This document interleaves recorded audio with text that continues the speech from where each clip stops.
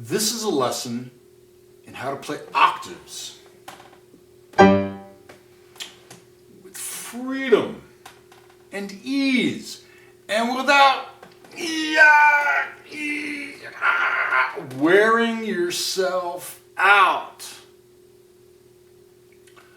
So, there are at least 5 ingredients in the choreography of octaves which will absolutely liberate your playing.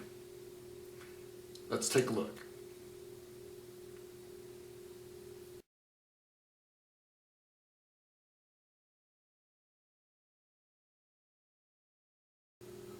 When you play an octave,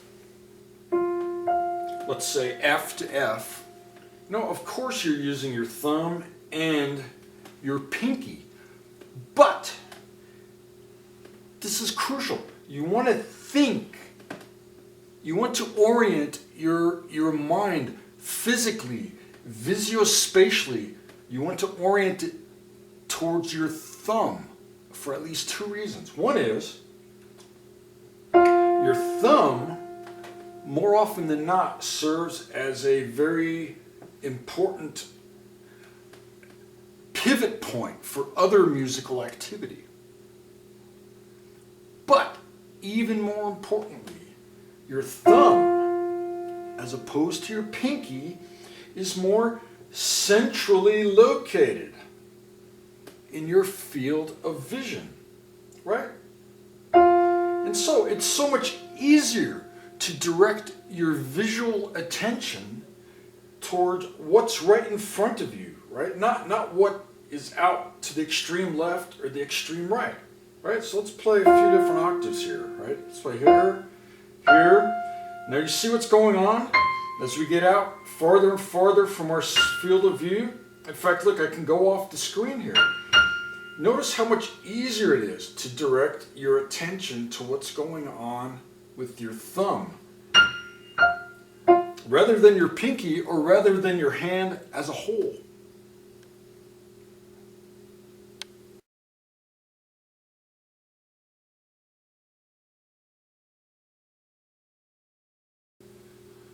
Component number 2 is this. Let your wrist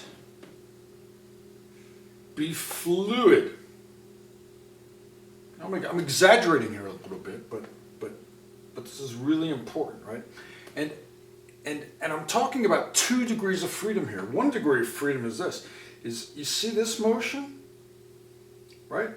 We never want this to just get locked in place, right? So it's not this. Right? No. It's this. Right? You see how free and easy that is?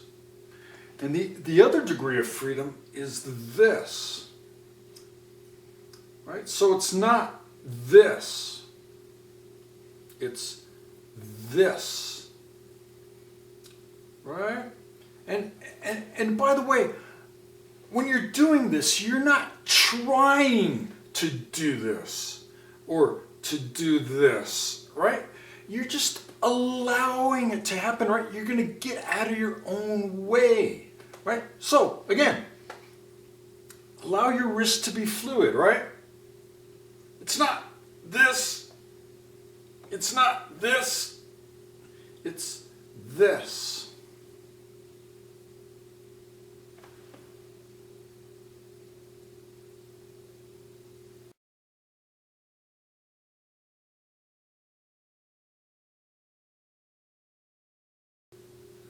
The third component of easy octaves is this.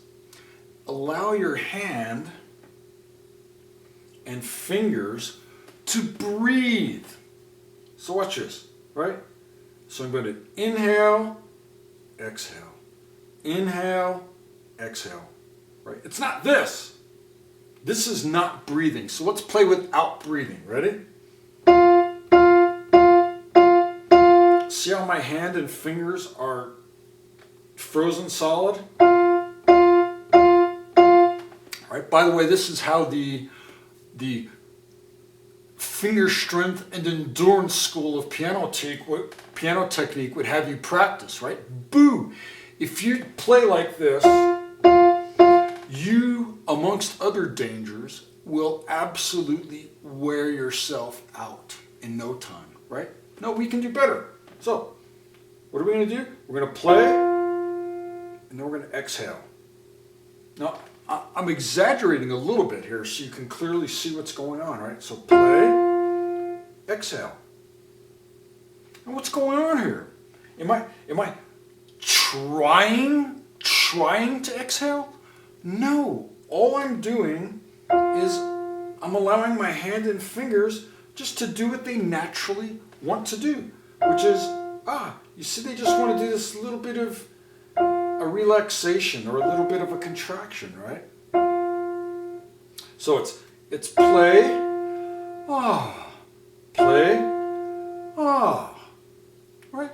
So just allow this to happen naturally, right? And by the way, this is a great example of kind of the zen of piano playing, which is accomplishing a lot more by doing less.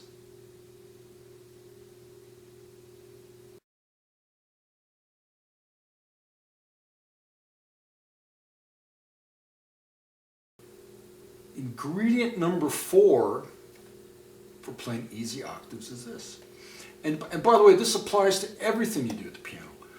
Let gravity do the work.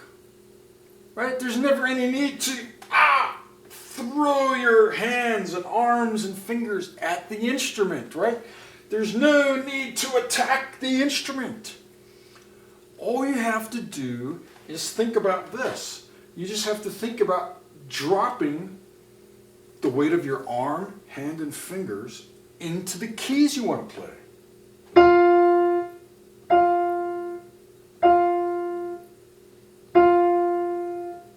Right? Look how powerful gravity is. Look, I don't even have to try, right? Look at this Rubik's Cube. Is it trying to fall? No, it just does. So, again, this is another great example of the art of accomplishing more by doing less.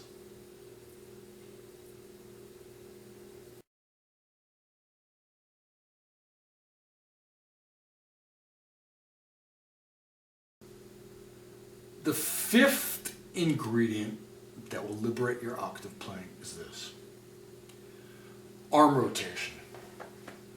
What am I talking about? I'm talking about this kind of motion. So, in order to illustrate how critically important this is, let's do it wrong to an extreme. So let's play a repeated octave, and instead of allowing this arm rotation, let's clamp our arms and just allow an up and down motion and nothing else. And feel how constrained and stiff and rigid that feels. Right? So, let's add some arm rotation to the mix. Ready? So, instead of just down, up, let's do this. And I'm going to exaggerate this just so you can see it. But in practice, even the teeniest, tiniest amount of rotation will absolutely liberate your playing. And let's do this. Let's go think. I'm going to play down with a counterclockwise rotation. Did you see that? So the motion is going to be down simultaneously with a counterclockwise rotation. Ready? Now, when I come back up, I do the opposite direction, right? I come up in a clockwise rotation, which gets me set up to play the next one. So here, down counterclockwise, up clockwise, down counterclockwise, up clockwise. Now, again, I need a warning. I'm not suggesting you do this huge motion, and I'm not suggesting you lift your hand way above the keys, right? You can do this, actually, without your fingertips ever leaving the key surface, right? And another point is this. It's not down, rotate, up, rotate, right? Those are not sequential events. The down and the counterclockwise rotation are simultaneous parts of the same integrated event, right? Likewise, when you come up, The up and the clockwise rotation are two aspects of the same integrated event. Now, before leaving this section, I want to talk about two other things. One is this. Even though, as an example, I used a counterclockwise rotation here, in other musical circumstances, because of the direction the music is going, or because of the way I would like to voice, or bring out individual tones, I might actually play this with a clockwise rotation while going down, and then use a counterclockwise rotation when coming up. Okay? But that's for another lesson. The other point is this, and it may not need to be said, don't be insulted if I'm insulting your intelligence here, please, my apologies. Right? Notice the symmetry of your hands and body, right? Thumb central, pinkies on the outside. So the equivalent motion in your left side is not this or this. No, it's this. So, that said, make sure to incorporate a little bit of arm rotation, and you're going to absolutely liberate your playing.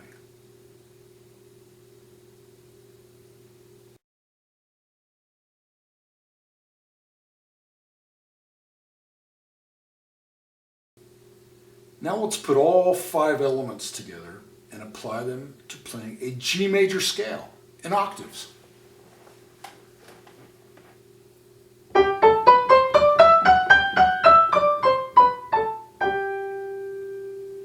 So the first element, think thumbs, right? You're not thinking about your other fingers. In fact, you're not even thinking about your pinky. So one way to study and practice this, one way to instill this visuospatial and physical imagery of, paying attention to your thumb is this. Play the scale using only your thumbs, without your pinky.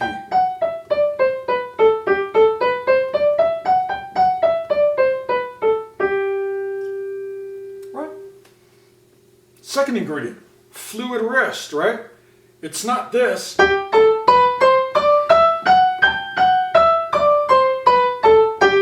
No, it's this, right? It's this.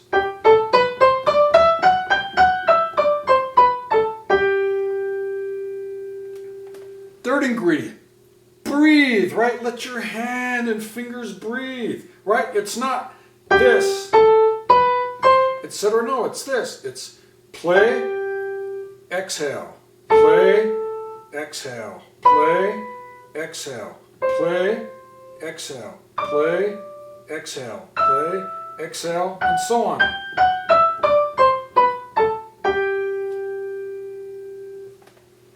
Number 4, let gravity do the work, right?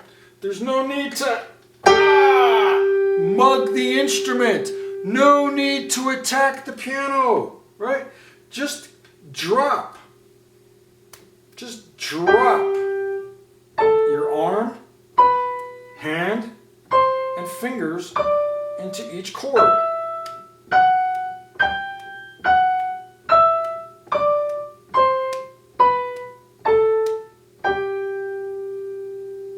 Right? And finally, forearm rotation, right?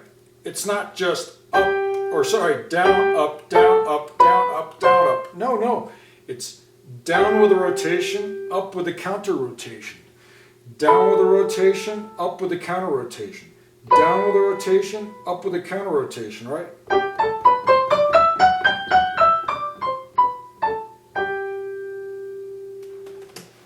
Got it? So, now go ahead and play some world-class octaves.